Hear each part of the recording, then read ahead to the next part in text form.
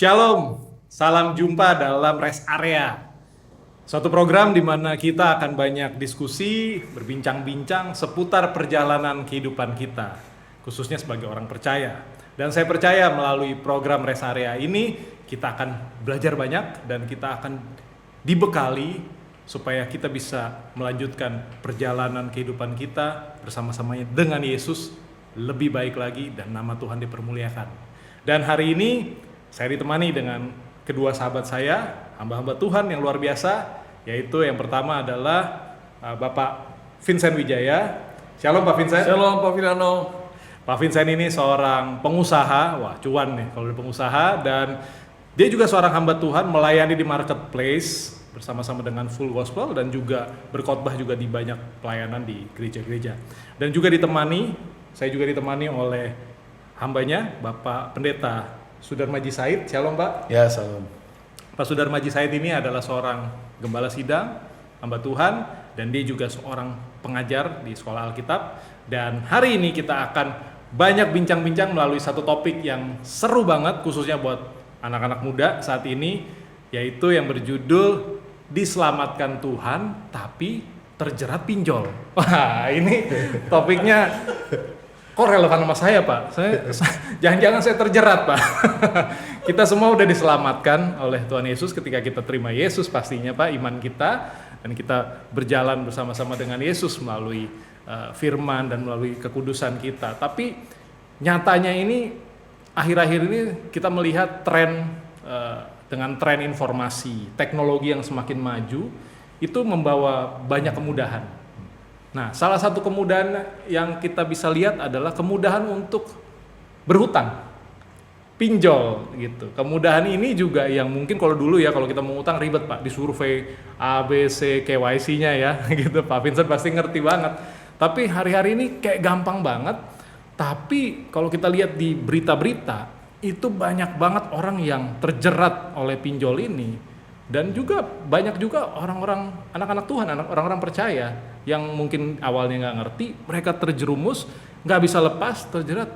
Bahkan yang paling mengenaskan ketika saya baca satu berita, ada yang bahkan orang sampai bunuh diri Pak, gara-gara terikat oleh pinjol. Nah mungkin Pak Vincent bisa mengkomentari di awal nih tentang pinjol atau pinjaman dari kacamata Kristen, khususnya Pak Vincent seorang pengusaha juga. Kita sebagai orang Kristen nih boleh ngutang nggak sih Pak?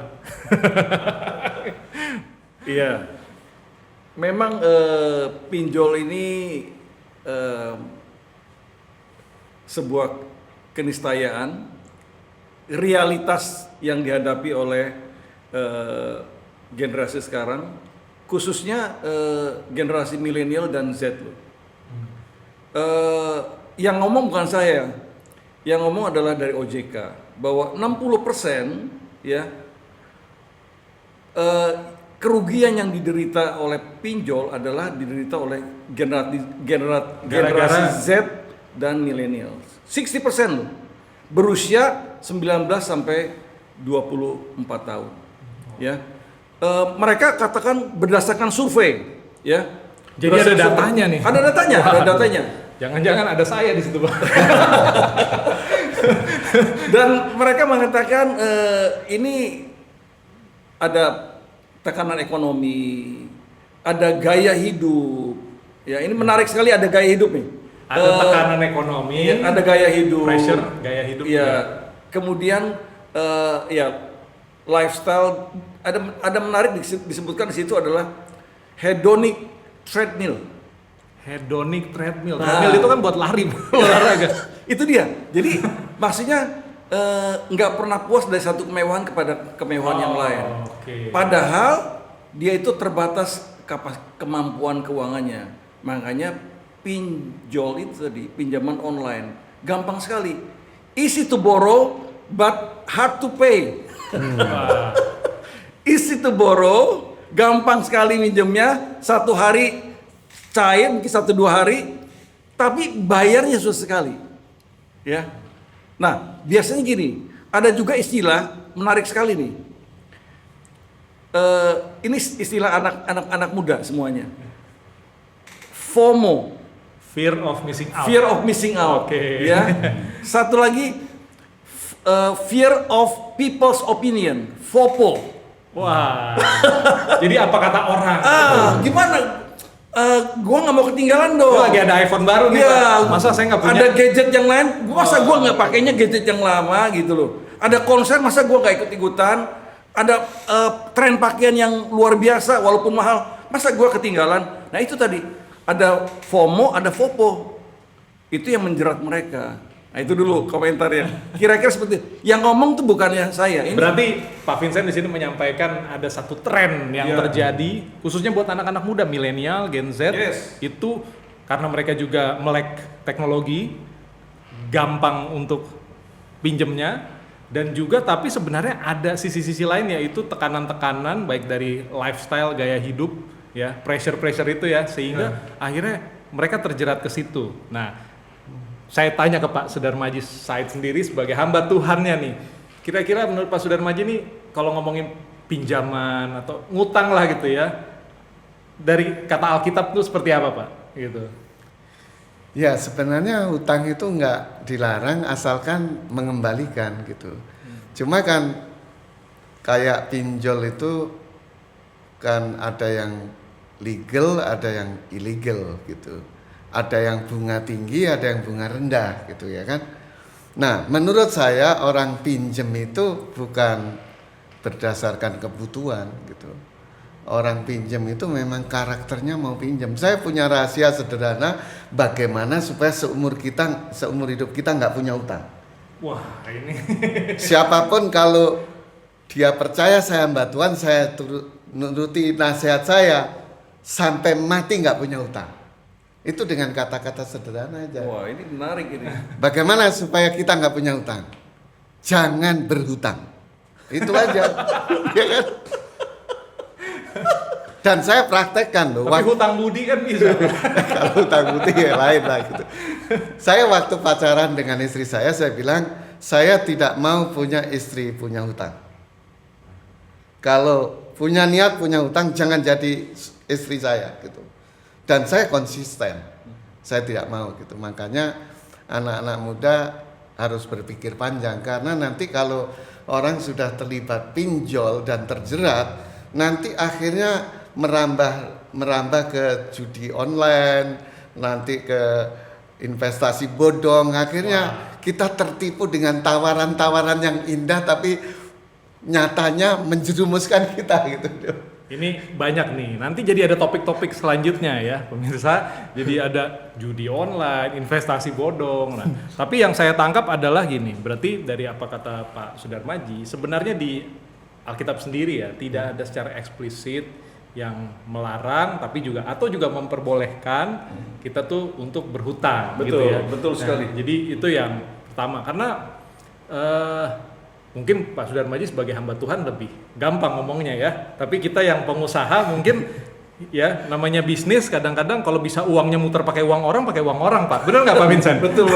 Nah Pak Vincent sendiri pendapatnya gimana? Dari kacamata seorang bisnismen juga nih, pasti apakah benar-benar Pak Vincent menjalankan bisnisnya jangan-jangan nggak pakai utang sama sekali? Nah ini juga boleh dibagiin tipsnya. Kebetulan gini, Pak Firano ya. Secara bisnis sebetulnya seperti yang tadi dikatakan di Alkitab kan tidak ada Alkitab yang menganjurkan berhutang akan jadi kaya atau tidak memperbolehkan sama sekali berhutang gitu ya. Ukuran daripada seorang pengusaha itu berhutang adalah sebetulnya wisdom ya. Harus ada Wisdom. Iya wisdom. Jadi pada bukan nafsu ya, atau bukan nafsu, jadi dia tahu takarannya gitu ya, takarannya apakah saya mampu membayar kembali atau enggak ya.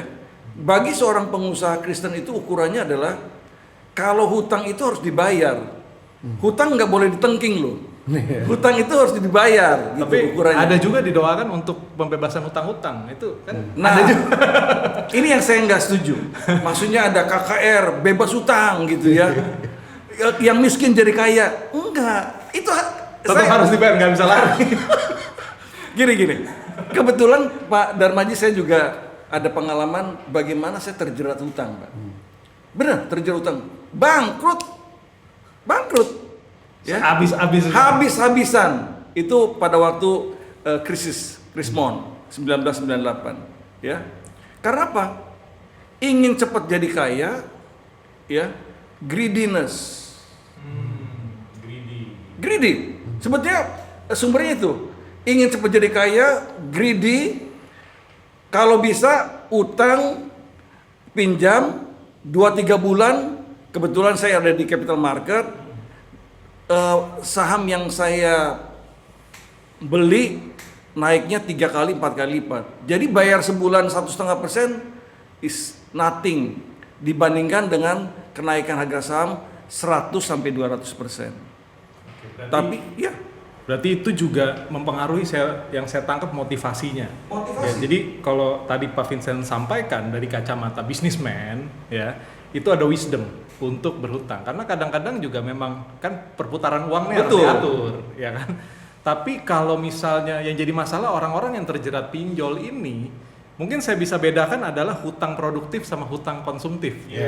Kalau produktif itu saya, ada handphone baru, saya ngutang, saya nyicil, ada apa gitu ya. Tapi kalau bisnis kan sifatnya produktif, ya. Dan itu udah diukur nih, saya bisa balikin apa enggak. Dan itu juga pasti ada kolateral segala macam, lebih aman ya Pak ya. Jadi kira-kira, nah tadi kita sempat nyinggung masalah didoain, tetap aja debt collector datang nih. Nah Pak Sudarmaji, ini mungkin pertanyaan saya, orang tuh kalau terikat satu hutang, itu ikatan iblis apa enggak sih Pak? Saya sering menasihati jemaat begini, jangan mengkambing hitamkan iblis, karena iblis itu tidak usah dikambing hitamkan, udah hitam duluan gitu loh. Ada human error gitu loh. Jadi, makanya orang utang itu sebenarnya bukan karena kebutuhan, itu sudah nalurinya dia. Jadi kalau kayak saya, walaupun ditawarin hutang ya nggak bakal goyah gitu, nggak bakal mau utang. Makanya kalau sudah terlanjur punya hutang, itu jangan dipikirin sampai pusing. Nah, cara mengatasinya, jangan beli sesuatu sebelum utang itu lunas. Jadi utang itu jangan hanya dipikirin, utang itu harus dibayar biar lunas. Kalau dipikirin nggak lunas-lunas gitu loh. Nah, biasanya orang itu nggak benernya kan masih punya utang tapi beli ini, beli itu, beli ini. Akhirnya tutup lubang. Iya, utangnya tambah banyak gitu. Oke. Jadi ini nih berarti sebenarnya bukan kuasa jahat 100% juga ya. Tapi kesalahan kita yang tadi Pak Vincent bilang, mungkin kita kurang berhikmat. Tuhan juga Roh Kudus kasih kita hikmat sebenarnya. Yakobus juga mengatakan kan kita dicobai karena keinginan kita. Jadi jangan dibuang ke iblis semua gitu. Orang kenapa saya kemudian bangkrut? Karena kan keinginan saya. Greediness. Ya kan, ingin cepat jadi kaya. Juga kesombongan loh. Masalah kesombongan. Kenapa kesombongan? Gua ingin dipandang lebih hebat dari teman-teman kalau saya bisa berhasil. Mungkin juga dipandang dari kacamata mertua, saudara-saudara, itu lebih wah hebat gitu ya. Itu sebenarnya kesombongan, motifnya tuh kurang tepat, nggak benar gitu motifnya. Nah itu yang mendorong yaitu besar pasak daripada tiang, ya. Tidak memikirkan bagaimana nanti membayarnya. Udahlah, kalau berjalan semua sesuai dengan skenario, yes pasti bisa. Tapi apa yang terjadi gitu loh, ya Presiden Soeharto mundur, pasar modal seperti layangan putus Pak, terjun bebas, nggak bisa diprediksi. Nah gini, hutang itu sebetulnya definisinya, pada waktu terima uang itu sudah pasti terima uang, ya. Tapi kewajibannya itu nggak pasti. Kewajibannya nggak pasti, karena dealing with the future kan, betul nggak? Tapi kewajiban bayarnya maksudnya nggak pasti. Tapi karena kita nggak tahu besok kita masih ada duit apa enggak. Nah, kalau waktu masalah pandemi langsung terserang mati, terus gimana? Itu kan jelas sekali gitu. Jadi we are dealing with the future yang nggak pasti. Oke. Jadi memang tadi menarik juga gini. Tadi Pak Vincent sempat sebut mengenai gaya hidup FOMO. Ya, Fear of people's fear of missing out. Iya. Dan juga kita takut dengan pendapat orang Iya, lain, people's kayak opinion. nggak keren. Jadi ada pressure nih, khususnya di anak-anak muda zaman sekarang gitu ya. Dan ini gampang banget Pak. Kadang-kadang kita cuman klik beberapa langsung ke transfer duitnya, gitu. Semudah itu gitu. Jadi saya lihat juga gini, ada dua hal. Ada yang memang karena tidak bisa mengendalikan diri, ya. Dan yang kedua adalah karena kurang pengertian, nggak ngerti konsekuensinya. Mungkin kok Pak Vincent bilang konsekuensinya kan banyak ya Pak. Kalau misalnya hutang nggak bisa dibayar, ntar ada debt collector nagih. Bahkan yang bahaya zaman sekarang itu kalau dengan pinjaman online yang ilegal, bahkan mereka bisa mempermalukan di chat di kontak number di handphone kita gitu ya. Jadi ada efek-efeknya. Nah, terkait dengan pengendalian diri, menurut Pak Sudarmaji sendiri, kira-kira apa nih pesan-pesan firman Tuhan yang buat anak-anak generasi sekarang supaya kita bisa lebih mengendalikan diri? Ya, firman Tuhan sangat jelas banget ya. Buah roh itu ada kasih, sukacita dan seterusnya. Paling akhir itu penguasaan diri. Jadi orang punya kasih, punya sukacita, punya kemurahan dan yang lain-lain, kalau tidak ada penguasaan diri itu hancur itu. Gitu. Makanya buah roh itu sebenarnya satu tapi isinya banyak gitu. Jadi dalam Galatia pasal 5:25 itu disebutkan begini. Barang siapa hidup oleh roh, hendaklah ia dipimpin oleh roh. Nah, banyak orang hidup oleh roh karena percaya Yesus ya, tapi dipimpin kedagingan gitu loh. Belum tentu itu ya. Iya, kalau saya beli HP itu, saya berpikir gini, tujuannya apa? Bukan untuk gengsi. Tujuan saya untuk komunikasi, itu nomor satu. Nah, kalau saya punya uang banyak ya boleh saja beli yang bagus gitu. Tapi kalau uang saya nggak ada, ngapain bagus-bagus? Ya yang penting bisa komunikasi gitu. Demikian juga beli mobil gitu. Tujuannya apa? Transportasi, bukan gengsi gitu. Jadi kalau saya bisa beli misalnya mobil Avanza, kenapa harus beli Fortuner gitu loh. Tapi kalau punya uang untuk beli Fortuner, apa salahnya gitu. Tapi kan sesuai dengan kemampuan kita gitu. Makanya ada faktor rohani, ada faktor praktis gitu. Secara rohani jangan dikuasai oleh keinginan daging, itu berlawanan dengan keinginan roh. Kalau secara praktis ya kita harus berpikir secara logis dong. Kita kenapa beli sesuatu yang mahal padahal fungsinya misalnya untuk komunikasi gitu. Sederhana aja bisa gitu. Soalnya gampang Pak belinya sekarang. Cicil 12 bulan 0% gitu kan. Saya mau menambahkan sedikit nih soal konsekuensi, kan tadi Bro Vilano udah bicara. Bukan hanya sekedar default kemudian namanya jadi blacklist dan sebagainya, tapi ada konsekuensi yang jauh lebih besar sebetulnya dengan hutang itu. Yang pertama, keluarga juga bisa berantakan gara-gara hutang. Wah, ini bahaya. Iya. Kedua, pelayanan bisa terhenti loh gara-gara hutang. Orang lagi gitu pas kita lagi pelayanan. Jadi artinya nggak bisa melayani karena utang besar, ditagih terus, tertekan, kemudian bahkan lari. Ini ada satu kejadian yang dimana di gereja kami yang dulu ya, itu ada seorang yang bukan pinjol sih Pak, pinjaman kartu kredit. Kartu kredit kan sekali lagi gampang untuk ngutang, bayarnya kan susah itu. Dia hanya bayar 2% karena diizinkan Pak, 98% digulung-gulung terus. Nah pinjaman kartu kredit juga mahal, 30% setahun, ya kan? Nah dia bayar 2% ngegulung terus sampai akhirnya setelah beberapa bulan dia nggak mampu lagi. Akhirnya apa? Orang ini tidak lagi ke gereja, padahal dia pekerja gereja. Istrinya datang nangis-nangis dan kemudian gembala dan kemudian kita pekerja semua patungan Pak. Patungan Pak? Patungan. Tapi didoain nggak? Doain nggak? Nggak, patungan untuk menyelesaikan hutangnya. Panggil istrinya, ya, suaminya juga dipanggil. Semua kartu kreditnya digunting, Pak.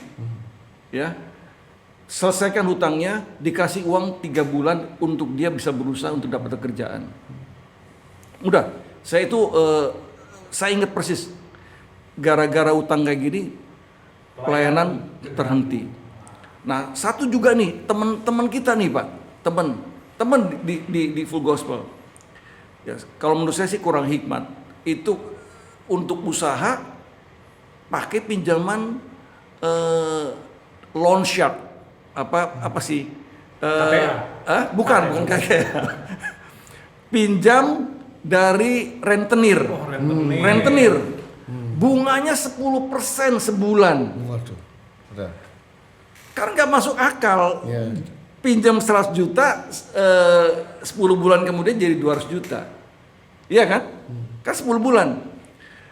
Bulan pertama, bulan kedua masih bisa bayar. Tapi bulan ketiga sudah nggak bisa bayar. Pasti udah nggak bisa bayar, bergulung. Bergulung dan kemudian lari kepada kita. Nah ini sekali lagi sebagai teman-teman kita talangin Pak. Talangin. Hati-hati Settle. Pak bilang talangin, nanti semua pemirsa ngejar Pak Vincent. Harus dilayani sampai bertobat supaya nggak utang lagi dia. Ini untuk menyelesaikan video itu. Memang ini bahaya sekali. Tapi ya kita dengan kasih, cuman kasih juga harus disiplin, Pak. Ya. Didisiplinin Artinya juga. di depan anaknya, istrinya nggak boleh pinjam lagi. Tapi ya sekali lagi, ini nggak selesai sampai di situ, Pak. Ternyata yang bersangkutan pinjam lagi. Nah, sekarang nggak tahu juntrungannya kemana. He totally quit dari pelayanan. Nah, ini tadi Pak Vincent banyak cerita tentang bagaimana dia membantu juga, ya. Mungkin pertanyaan buat Pak Sudarmaji dan Pak Vincent, terutama Pak Sudarmaji dulu deh. Buat orang-orang yang udah terlanjur terjerat nih, terjerat dengan hutang, dengan pinjol gitu ya. Mungkin ada saran seperti apa? Karena udah orangnya mungkin bisa bilang, wah saya baru denger rest area nih hari ini nih. Coba Pak Vincent dulu ketemu saya. Jadi saya nggak, tapi udah terlanjur nih Pak. Gimana cara penyelesaiannya atau ada saran nggak Pak? Tadi Pak Villano bilang pinjam itu ada yang untuk hal-hal yang produktif, misalnya untuk usaha, ada yang konsumtif ya kan. Ya. Nah menurut saya yang konsumtif itu stop benar-benar, ya kan. Nah yang pinjaman produktif itu ya kita pertimbangannya harus matang benar-benar gitu. Nah kalau orang sudah terlanjur terjerat, Dari kejar-kejar, Oleh- debt collector muncul mulu Pak. Pelayanan juga dikejar-kejar segala macam. menurut saya harus bertanggung jawab dia. Selesaikan itu, dia jangan beli sesuatu yang lain. Dia harus ngangsur pinjaman itu. Saya justru ingin memberi pesan, saya tahu orang Kristen nggak boleh khawatir. Tapi saya sulit membuat kalimat yang lain. Saya khawatir, jangan-jangan orang yang sukanya utang itu, dia belum bertobat. Karena kalau bertobat dia bersyukur atas apa yang dia punya. Dia tidak akan menggunakan lebih dari kemampuan dia gitu loh. Karena orang bertobat itu selalu ngikutin firman Tuhan. Dan firman Tuhan mengajar kita untuk hidup benar gitu. Saya yakin dalam hidup orang Kristen itu tolong menolong sehingga nggak sampai utang-utang lah gitu. Makanya utang itu harus disadari, utang itu bukan kebutuhan. Tapi itu karakter orang yang mau utang. Kalau karakter orang yang mau utang, ya kan? Kalau kayak saya punya komitmen walaupun disodor-sodorin utang, walaupun tanpa bunga ya saya nggak utang. Memang saya nggak mau gitu ya kan. Nah ini Oke. menarik. Sekarang Bagus dari sekali. Karena saya bukan pengusaha Pak. Gitu. sekarang dari Pak Vincent. Gini Pak. Betul. Saya sependapat. Saya mau nambahkan gini. Kita harus balik lagi ke the Bible ya. Yes. Cerita apa? Kalau nggak salah di dalam 2 Raja-Raja 4, 2 Raja-Raja 4 ayat 1 sampai 7. Itu ada janda yang miskin yang suaminya berhutang, ya kan? Hamba Tuhan kalau nggak salah ya. Iya. Nabi. Nah, terlilit hutang. Dan bosnya Nabi kan Elisa gitu kan. Nah ini kita belajar 4 prinsip luar biasa nih. Kalau dalam terlilit apapun harusnya cari Tuhan. Tuhan akan tunjukkan ke hamba Tuhan yang mana dia harus ngadap. Oh, Ini penting sekali ya. nggak semua kita ceritain. Iya, jadi gini. Saya percaya karena dia istri Nabi, dia pasti sudah lewat doa dulu. Yang kedua, Tuhan itu akan nolong dari apa yang dia punya, bukan dari apa yang tidak punya. Contohnya dia punya satu-satunya bejana yang dia punyai, yang berisi minyak. Betul kan? Cuma satu-satunya loh. Nah, di dalam era kita kan nggak mungkin Bro Firdaus Nyari. bilang lu kan punya apa yang lu punya. Nah sebetulnya era kita tuh networking kita punya, tetangga kita punya, Kita masih bisa kerja. iya masih kita bekerja, ya kan, keluarga kita masih. Makanya dia akan ngomong ke janda ini, minta kepada tetangga-tanggamu jangan sedikit, banyak mintanya. Tapi dia bukan ngutang lagi. Enggak, minta. Ini minta, Bro. Oke. Minta. Nah, di era kita mungkin tadi urunan, patungan gitu loh. Ada keluarga besarnya gitu, ya. Nah, yang ketiga, dia nggak malas. Si janda ini nggak malas loh. Dia nuang bersama dengan 2 anaknya. Dia ngetok-ngetok pintu itu harus muka rai gede gitu. Ngetok-ngetok itu. Muka tembok, Pak. Iya, itu kata kerja semua itu. Ketok-ketok, tuangin, Pak. Dia bukan orang yang malas, nggak malas. Nah, ada satu kata yang terakhir, yang prinsip yang keempat. Jadi yang pertama, cari Tuhan atau hamba Tuhan. Bejana, Iya. kemudian bejana. Tuhan akan nolong dengan apa yang dia punya, bukan apa yang dia punya. Yang ketiga, harus tetap rajin, nggak boleh malas, ya kan? Jangan bilang, aduh, gua nggak bisa ngapa-ngapain. Nah, yang keempat, ketika uang itu sudah terkumpul, dalam hal ini minyaknya semua tertuang semua nih. Jualah minyak itu, bayarlah hutangmu, dan hiduplah dari lebihnya. Ini penting sekali. Ini kata-kata ini luar biasa. Jadi artinya, kau udah punya duit, Bayar. punya hutang, bayar dulu, gitu. Tadi yang Pak Darmaji bilang, lebih baik bebas hutang tuh enak sekali, gitu loh hidup. Nah, kita bebas hutang, tapi sayangnya kita nggak bisa bebas dari waktu, Pak. Ada waktu juga yang memisahkan kita, dan ini seru sekali. Kita belajar banyak. Tadi Pak Vincent, Pak Sudarmaji udah kasih tips-tips buat kita, anak-anak muda, orang-orang yang mungkin terjerat oleh pinjaman online atau hutang apapun. Dan hari ini kita belajar melalui rest area. Saya percaya ketika saudara punya niat, ketulusan hati, hidup yang mau dirubahkan, saudara akan bisa membereskan segala bentuk ikatan itu. Dan saya percaya ketika saudara mengandalkan Tuhan, maka Tuhan akan buka jalan. Dan akhir kata, saya Vilano Sulu, pamit undur dari rest area. Saya percaya kita akan semakin diberkati lebih lagi, punya bekal yang baru untuk bisa menjalani kehidupan kita bersama-sama dengan Yesus. Dan sampai ketemu di rest area selanjutnya. Selamat melanjutkan perjalanan. Tuhan Yesus memberkati.